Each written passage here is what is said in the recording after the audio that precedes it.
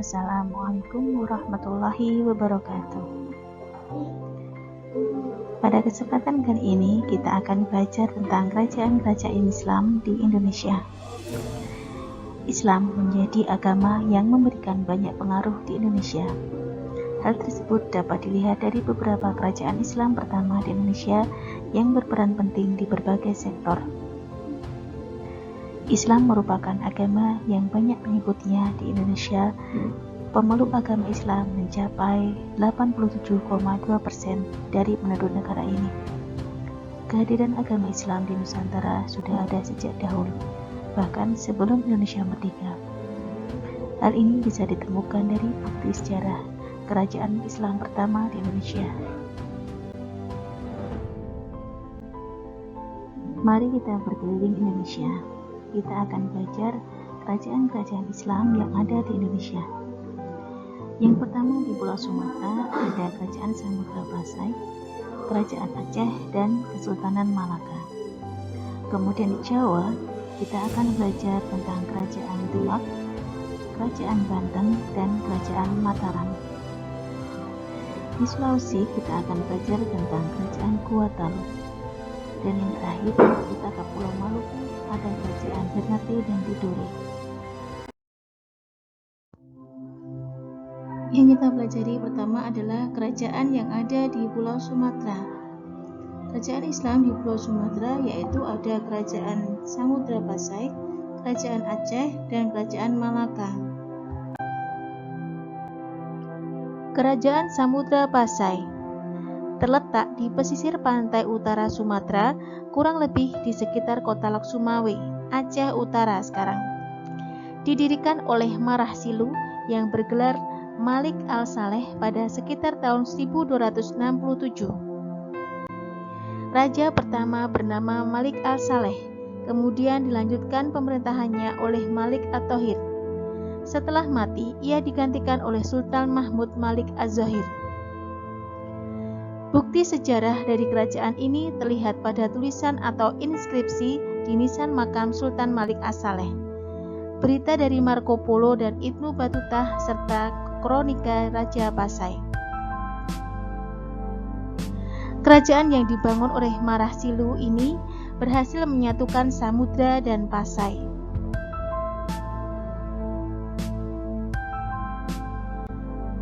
Letak kerajaan ini sangat strategis, sehingga menjadi pusat perdagangan dan pusat belajar Islam pada waktu itu.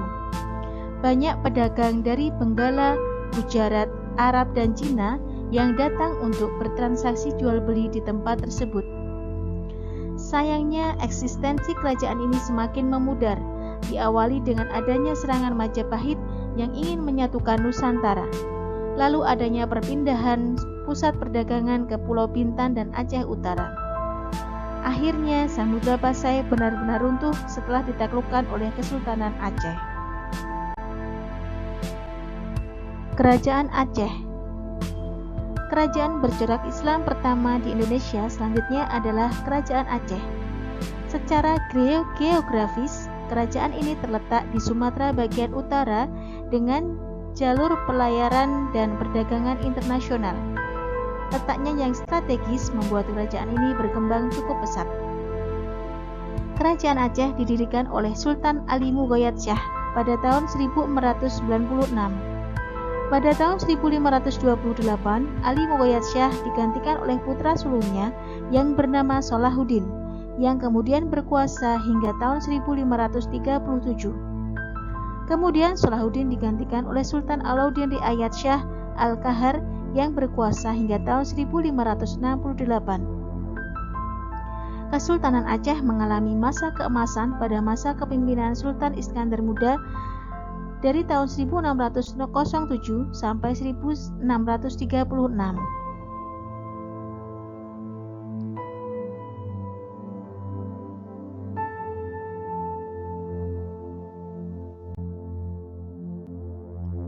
Kerajaan Malaka. Kerajaan Malaka juga termasuk dalam daftar kerajaan Islam pertama di Indonesia karena berdiri di awal perkembangan Islam. Kerajaan ini terletak di Semenanjung Malaya dengan ibu kota Malaka. didirikan oleh Prameswara, seorang putra Sriwijaya. Pada tahun 1402, dia mendirikan sebuah ibu kota baru, Malaka, yang terletak pada penyempitan Selat Malaka. Pada tahun 1414, dia berganti menjadi seorang muslim dan menjadi Sultan Malaka.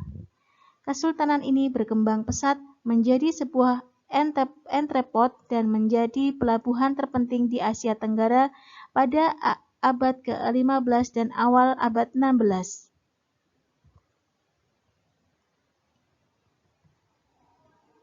Perekonomian masyarakat di Kerajaan Malaka bertumpu pada perdagangan dan pelayaran. Pada masa Kerajaan Malaka, sudah ada sistem undang-undang yang mengatur kehidupan sosial masyarakatnya.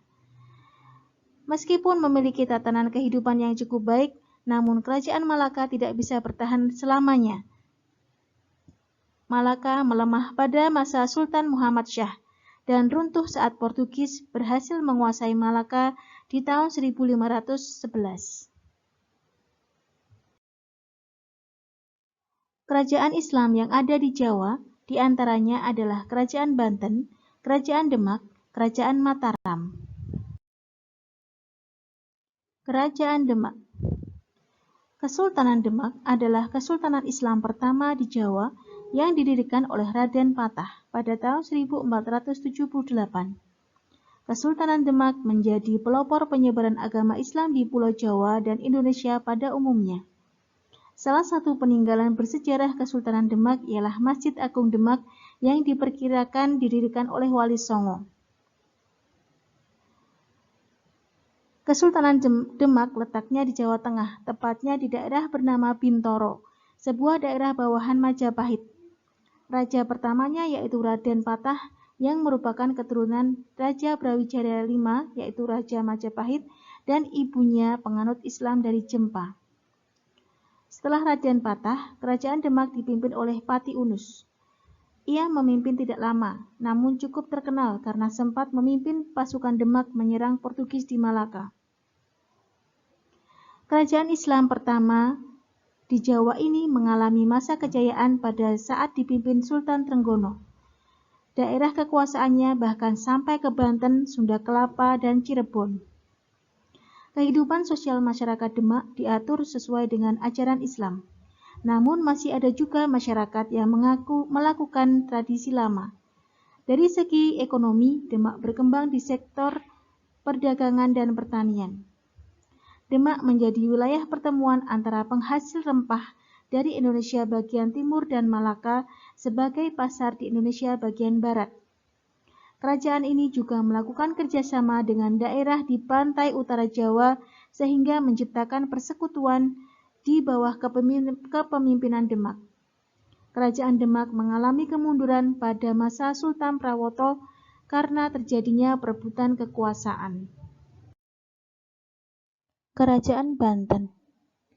Kerajaan Islam ini terletak di Jawa Barat bagian utara. Kerajaan Islam yang didirikan oleh Sunan Gunung Jati menurut sumber Portugis. Sebelumnya Banten merupakan salah satu pelabuhan kerajaan Sunda selain pelabuhan Pontang, Cigede, Tamgara atau Tangerang, Sunda Kelapa, dan Cimanuk. Sejarah kerajaan ini bermula saat Fathahillah berhasil merebut Sunda Kelapa pada tahun 1527. Kemudian Banten berkembang menjadi pusat perdagangan dan persebaran Islam. Dasar kerajaan ini diletakkan oleh Hasanuddin, putra Fathahillah. Hasanuddin kemudian menjadi raja pertama sekaligus pendiri kerajaan Banten. Raja selanjutnya setelah Hasanuddin yaitu Maulana Muhammad. Kerajaan Banten mencapai puncak kejayaannya pada masa pemerintahan Abu Fatah Abdul Fatah atau lebih dikenal dengan nama Sultan Ageng Tirtayasa. Saat itu pelabuhan Banten telah menjadi pelabuhan internasional sehingga perekonomian Banten maju pesat. Kerajaan Mataram. Kerajaan Mataram Islam berada di Kota Gede atau yang saat ini Yogyakarta. Didirikan oleh Sutawijaya, keturunan dari Ki Ageng Pemanahan yang mendapat hadiah sebidang tanah dari Raja Pajang Hadiwijaya atas jasanya. Kerajaan Mataram pada masa keemasannya dapat menyatukan tanah Jawa dan sekitarnya termasuk Madura, serta meninggalkan beberapa jejak sejarah yang dapat dilihat hingga kini, seperti wilayah Mataram di Jakarta dan sistem persawahan di Karawang. Berdasarkan Perjanjian Giyanti tahun 1755, Mataram dibagi menjadi dua, Kasunanan Surakarta dan Kesultanan Yogyakarta. Kerajaan Islam di Sulawesi. Ada Kerajaan Goa Talo. Goa dan Talo merupakan dua kerajaan yang ada di wilayah Sulawesi Selatan. Keduanya saling berhubungan baik. Kerajaan Goa Talo kemudian dikenal sebagai Kerajaan Makassar.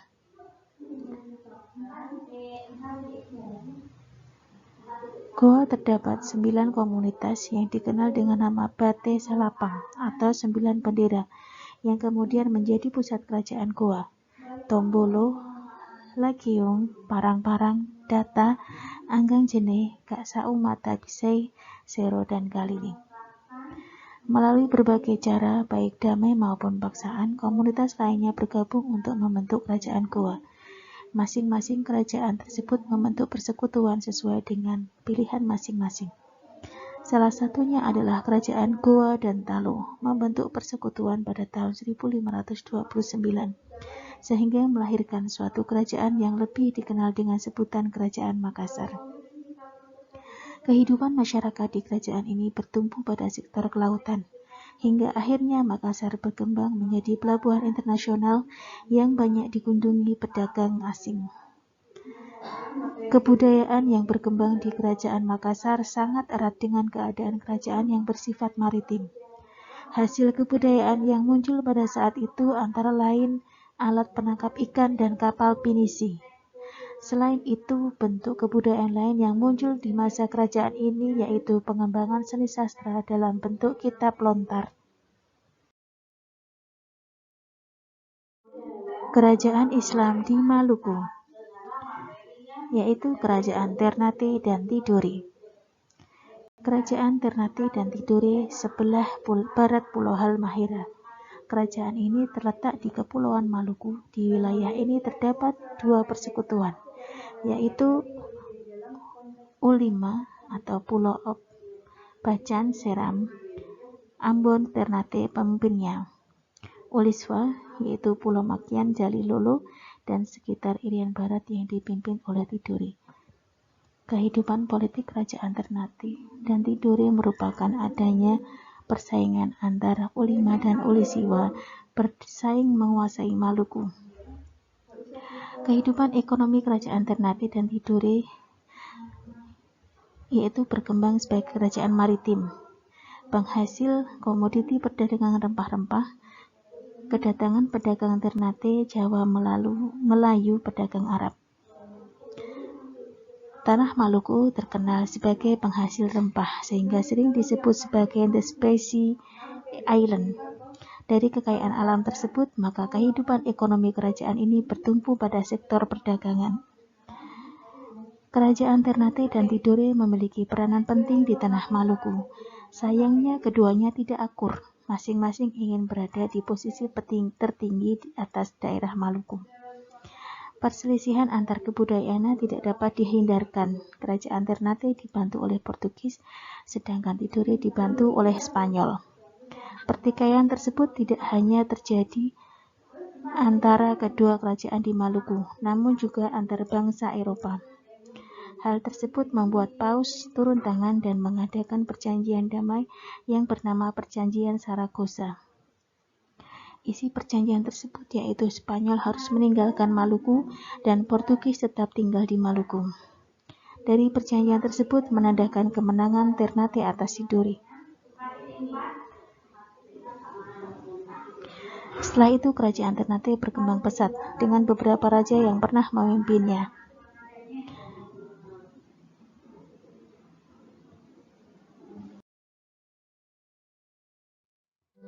Itulah beberapa kerajaan Islam pertama di Indonesia yang berdiri di awal masuknya Islam di Nusantara. Kehadiran kerajaan tersebut meninggalkan beberapa bukti sejarah dalam bentuk benda maupun kebudayaan yang masih dilestarikan hingga saat ini. wabarakatuh.